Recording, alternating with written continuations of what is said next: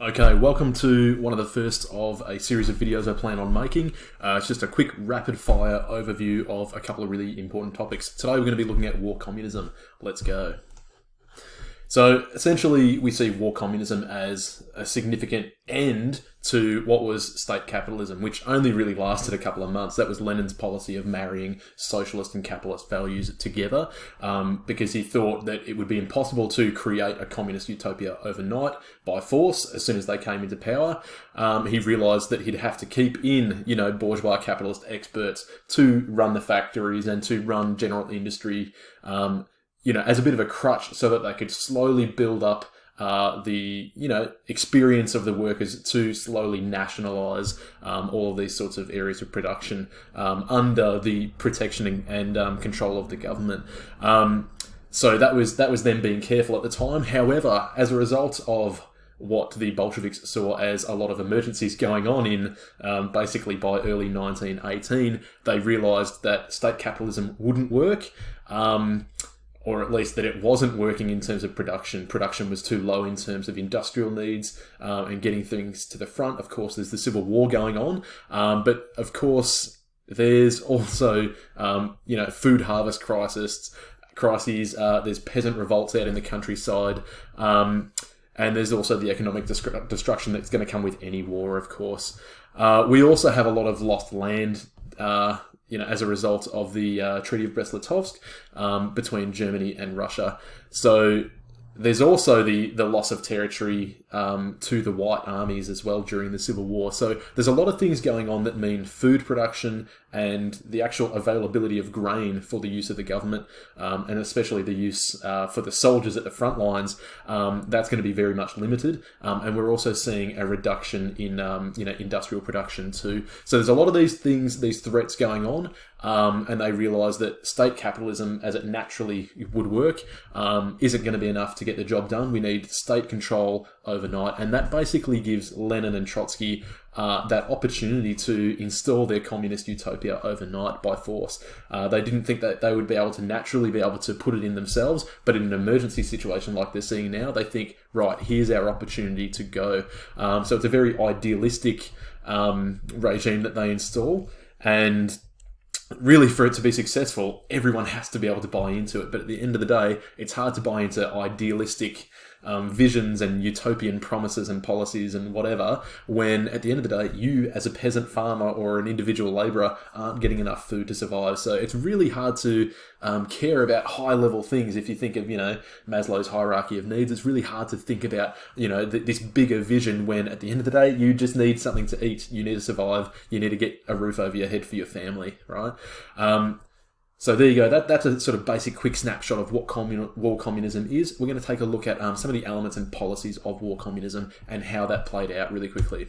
So two of the main policies that we see are the nationalization of industry. That happens on the 28th of June by 1918. The decree on nationalization, that basically allows a lot of factories to be taken over by the government. And that was a policy that had been going on since late 1917 when the Bolsheviks first came to power. But we saw a lot of the factory workers themselves were just taking over the factories and giving them to the government, even though the Bolsheviks hadn't approved a certain number of those nationalizations. They realised, well, we're just going to have to go with this because the people are sort of taking over these factories on our behalf anyway. And then by November, in 1920, their official policy is we actually own all production, or just about all production, all factories, as long as there's more than 10 people. So there's official policies where the government is saying, right, this is our brand of communism, right? Now, the experience of workers is pretty rough at the time. Now, some of them are loyalist, red Bolshevik workers, and things might be really tough, but hey, we're loving it and we're working towards, ownership by the people of production, right? Of the entire work, industrial effort. So some of them are very much proud of it, even if it means sacrificing a lot. And some of these sacrifices include really tough working conditions, right? So what they had been fighting for in 1917 and before that were things like the 8-hour workday, right? Safety conditions and things like that to protect the rights of workers. Whereas in War Communism, they were being asked to, well, they weren't being asked, they were being told, you do this job and you work this many hours, and also we're going to have you come in on Saturdays voluntarily, so without a wage and without extra benefits to that, because you're all working for this greater good. They're made to march into work. It's turned into a very military affair. There's a dude with a clipboard, and his job is to make sure everything's being done and we're producing as much as we could be doing. It's a very heavily militarized and very closely supervised situation. And they start to move away from being paid in wages, but then being paid in rations. And of course, rations can very easily be used as a weapon. If we don't think you're doing enough, you don't get enough food. It can also be, of course, a reward system. But then what you've done is you've created a system where it's very easy to have corruption embedded within it. So you start to see, party officials getting a bit more rationing, or people that are very, outspoken and loyal, getting rations, whereas ex-bourgeoisie are basically starving while still being forced to work labour. So it's a very, very difficult situation for most workers, even if they are loyalist, red, Bolsheviks, very, very much in love with this whole idea. You're still not going to get a very nice deal at the end of the day. So it's very tough for people. Now, that was the case for urban workers. Now, when it comes to the peasants, they probably had a worse deal.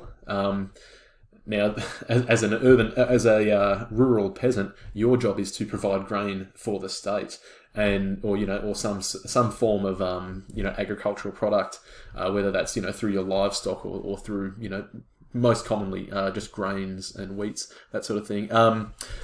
So to make sure enough was getting around and wasn't being hoarded and stuck up in all the little villages and these remote areas, making sure that it was getting to the cities and being able to be distributed to the war front and to the people in the cities working in the factories, those sorts of things, the Cheka created little squads to go out to these villages and requisition grain. So at the point of a machine gun, make sure you guys give us what you've been working for. And often, if a village or a town had been hoarding grain, because, well, of course, they need to survive, they also need to be able to replant seed and things like that for the next harvest. If they were found to be not giving as much as they were told to give, they could be all shot on the spot. Their farms could be burned down. They could all be hung in the town square to, set a bit of an example. So it started to instigate a bit of a terror, which is, it's a slightly different topic, but it's all kind of connected in one. The idea is scare people into submission. And of course that produced a lot of suffering for people because they were caught between a rock and a hard place. You had two decisions. It was give the grain to these requisition squads and starve yourself, or hide and hoard the grain in the hopes that you weren't found out, because if you were found out, it meant death. So you're choosing between death or death, it really seems at this stage. But it was almost more likely that you'd survive if you were hoarding. Anyway, so because otherwise the alternative is starvation. Ultimately, this wasn't very successful in producing more grain, because even though there were still plenty of people hoarding and not giving as much grain, that sort of thing, but even with the amount that was being requisitioned and people actually being complicit in the requisitions, they simply weren't producing enough grain, right? There were more and more people having to flee and go to the war front as soldiers, just to make a living or just to get some food and bread. There was also lower grain because, well, the requisition squads would even take the seeds, or they would take too much, and so peasants basically couldn't keep farming more, and it was just basically they created a bit of a rod for their own back, the government there. And they actually led to lower production when their entire goal was supposed to be higher production. All right. So that was the impact on the peasants in general, essentially starvation or arrests or worse. The economic policies were essentially to move to this utopian communist ideal, right? So away from physical currency and wages and things like that, getting away from private trade and private property. So one of the ways they intended to do this was, of course, to destroy the currency at the time. And the easiest way to destroy currency is to overprint it, hyperinflate it, and make the money useless, which is what they did. And then they also, in late 1918, basically outlawed all trade, all private trade. The only things that could be traded were through the government, and that was essentially all your basic goods and foods and things like that. They would be handed out by the Food Commissariat and very closely governed. The problem with that is, well, the government doesn't have enough of the things that need to be getting around to everybody. So what it does is it creates a desperate need by the general people that they're willing to go and find these things on the black market. It actually ends up creating a really big, swollen black market where people are starting to hoard and monopolize things because they can get a really nice price or a really nice trade or barter for something by holding onto it until a really difficult time. So by destroying the currency and by trying to get rid of private trade, they ended up swelling a big black market, which basically meant the government really couldn't give out the things that it needed to give out, and the black market or the bagmen were actually able to really exploit the people in that sense. So they were trying to get rid of exploitation and put controls on things. Unfortunately, they created a system where they actually had way less control than they ever did. So that was a very big, significant failure of war communism there. Now, the ultimate result is that war communism does fail. It only lasts a couple of years. And ultimately in 1921, it's replaced by Lenin's New Economic Policy. His New Economic Policy, or the NEP, of course, deserves its own video. But largely it's his acknowledgement that war communism has failed, and we need to get rid of hardcore communist economic principles and replace them with, at the very least, temporary capitalist solutions. He would argue that it's very similar to state capitalism in a sense, because yes, we're again going to allow private trade and private property and wages and all these sorts of things. We're going to encourage people to, have small businesses, get this economy sort of booming naturally again, as it sort of did. But at the same time, they've now instituted certain socialist controls. They're still controlling, nice chunks of certain industries. So they're just wanting to strengthen the nation temporarily, basically get some food on people's plates so that they don't get, destroyed through rebellion and revolution. Because one of the key, I guess, signposts or sparks for the NEP was the Kronstadt Rebellion, right? So a massive movement of soldiers and sailors, and they were loyal Bolsheviks standing up to the government and saying, your war communism is killing us, your ideals are killing us. So they actually launched a bit of a military campaign against them. The government had to give up and go the other direction, which is exactly what has happened here by introducing the NEP.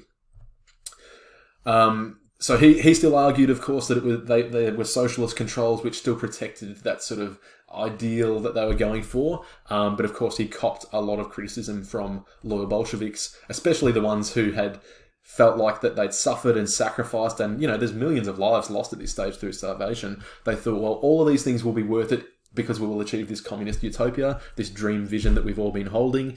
Unfortunately, they start to look a little bit sour on this policy change and start to think, well, all of this was for nothing. And they have a lot of questions for Lenin in that time.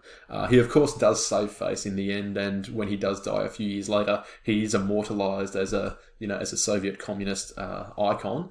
But this is a moment where people did feel very much betrayed by this change in policy.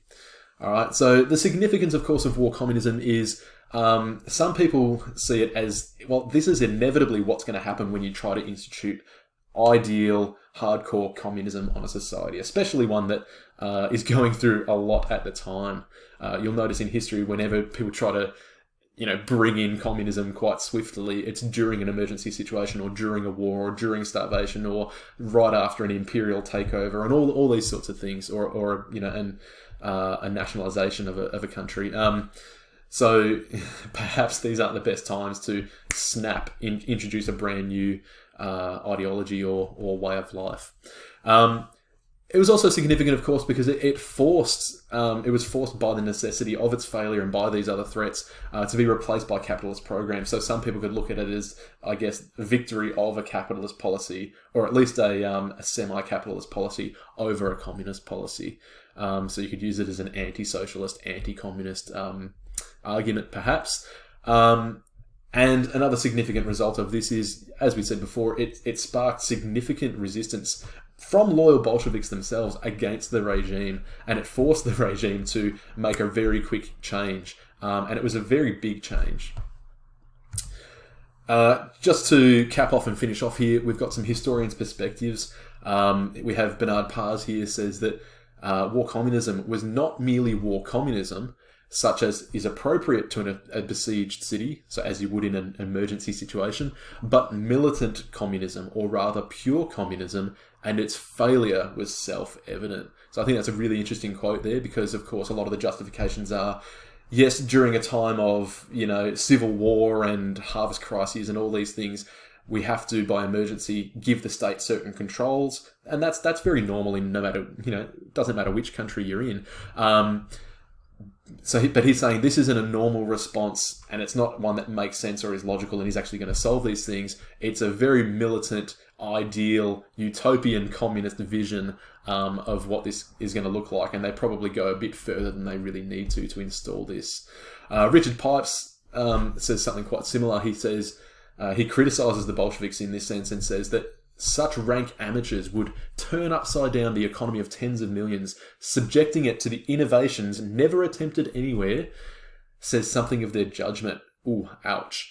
And lastly, war communism was not a response to the Civil War, but an attempt as rapidly as possible to construct a communist society, right? So if we're wondering whether or not, this war communism was born out of necessity, or was Lenin and Trotsky and Stalin's perfect opportunity to try and install their vision, I think these two historians have a pretty clear perspective on that. All right, thanks very much for tuning into this one. I'll do a couple more videos like this. Please make sure you give me some feedback on these and let me know if you've enjoyed them and if you got anything out of them. Cheers. Bye.